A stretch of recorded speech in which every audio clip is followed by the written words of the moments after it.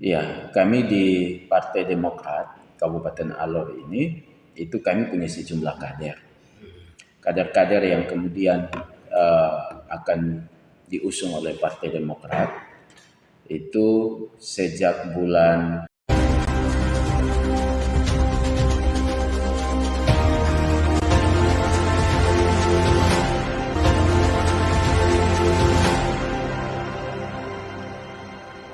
kasih banyak untuk Warta Alor, ya, Yang Alor Metro. Warta Alor ya, dan juga Metro ya, Metro sama Pos Kupang. dan juga Pos Kupang.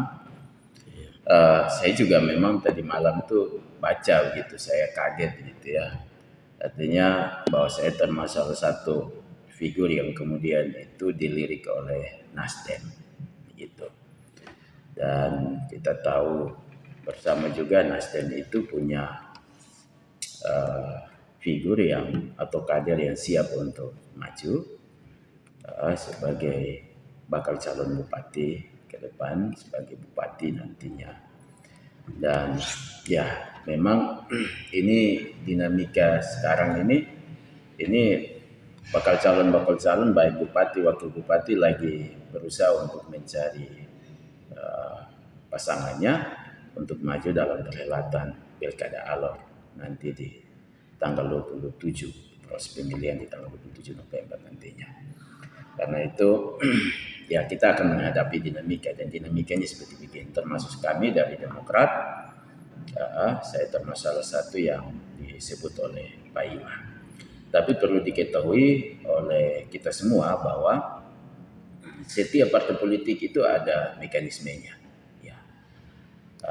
Yang pertama terima kasih, sekali lagi terima kasih untuk Partai Nasdem yang kemudian itu melirik Demokrat. Tapi perlu kami sampaikan bahwa kami di Demokrat itu ada mekanisme. Kami sampai dengan saat ini masih menunggu adanya PO, peraturan organisasi terkait dengan tahapan atau proses pemilihan bupati dan juga wakil bupati di 2024 ini. Kalau nantinya sudah ada PO, tentu itu menjadi rujukan untuk kami berproses lebih lanjut. Ya. Terlepas dari PO memang kami secara lisan itu memang udah saatnya karena waktunya sudah mepet, itu kami harus melakukan pendekatan-pendekatan dengan beberapa partai politik lainnya untuk kami koalisi, karena kami menyadari Demokrat ini hanya 3 seat di Alor. Kita mesti tambah paling tidak ada 3 seat untuk kemudian kita usung siapa yang menjadi calon bupati maupun juga calon wakil bupati ke depan. Dan itu tahapan yang harus kami lakukan saat ini, ya. Kami harus lakukan terlepas dari pimpinan partai politik. Kami juga kemudian harus juga berkoordinasi atau mengunjungi saudara-saudara kita yang kemudian siap maju sebagai calon bupati dan juga wakil bupati.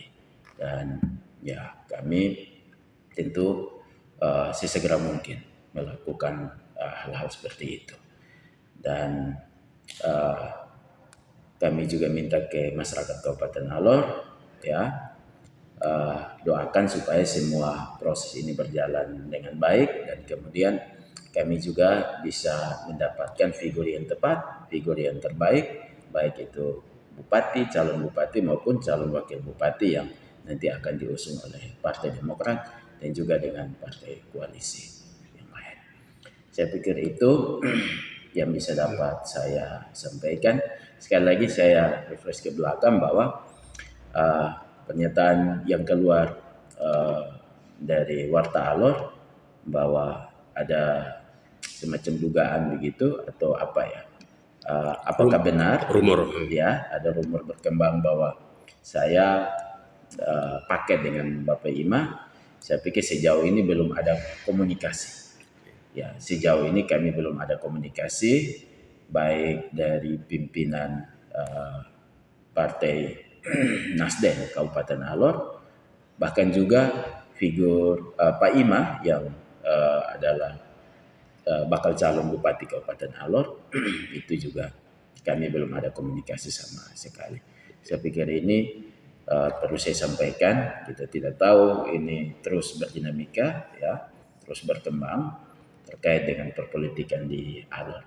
Kami di Partai Demokrat Kabupaten Alor ini, itu kami punya sejumlah kader yang kemudian akan diusung oleh Partai Demokrat.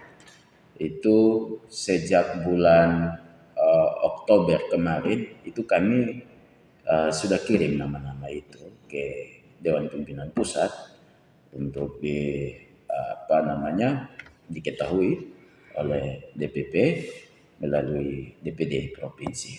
Nama-nama itu yang pertama Bapak Marianus Kaat, ya, Bapak Marianus Kaat sebagai salah satu kader yang baik, ya, yang kita tahu bersama bahwa beliau ini memang sudah lama punya kerinduan untuk menjadi Bupati Alor depan.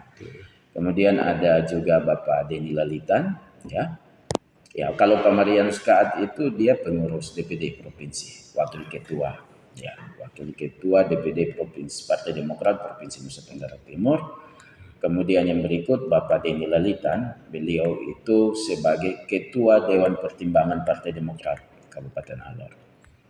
Beliau juga salah satu kader Partai Demokrat yang juga mempersiapkan diri maju.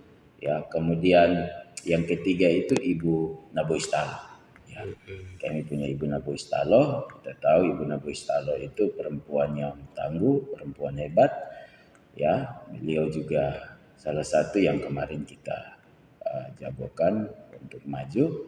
Barusan ini dalam perhelatan Pileg, beliau itu seorang perempuan yang dapat perolehan suara cukup signifikan, suara pribadi 2.700-an, dan ini sangat bagus sekali untuk kami Partai Demokrat dorong untuk maju, baik itu bupati ataupun juga wakil bupati. Dan karena itu lewat kesempatan ini, ya, terlepas itu dari kader-kader yang saya sebut tadi, ya, ini dalam itu nama-nama yang sudah dikirim, termasuk Pak Abdullah Apa, termasuk Pak Abdullah Apa juga.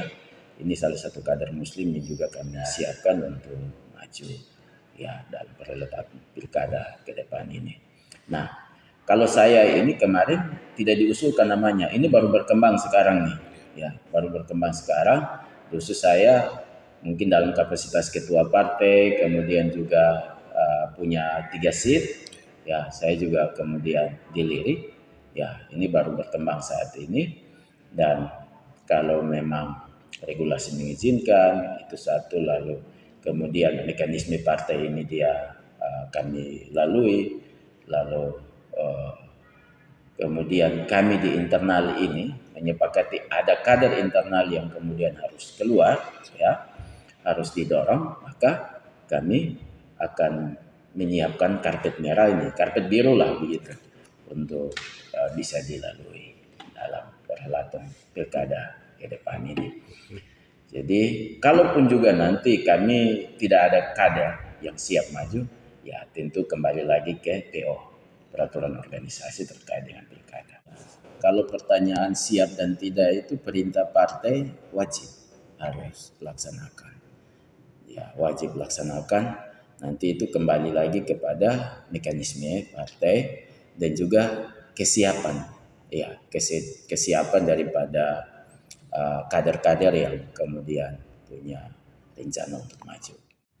Kami di Demokrat juga sudah ada surat penegasan kepada setiap pimpinan Dewan Pimpinan Cabang di seluruh Indonesia, bahkan juga di Dewan Pimpinan Daerah, untuk kemudian berkoordinasi dengan bakal calon, ya, bakal calon bupati dan wakil bupati, ya, di setiap wilayahnya masing-masing.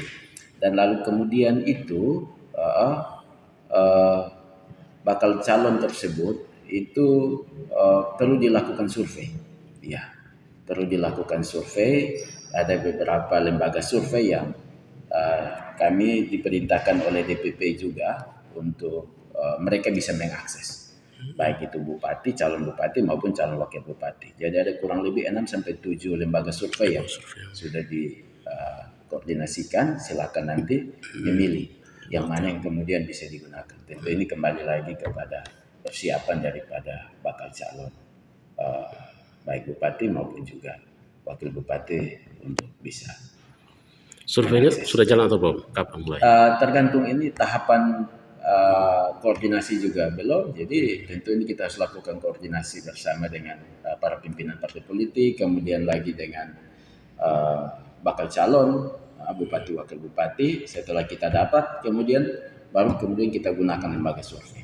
Nah, hasil survei itu yang kemudian nanti dijadikan rujukan Demokrat mau mengusung siapa. Oke. Itu tahapan yang harus kita lalui, begitu. Oke. Seperti itu.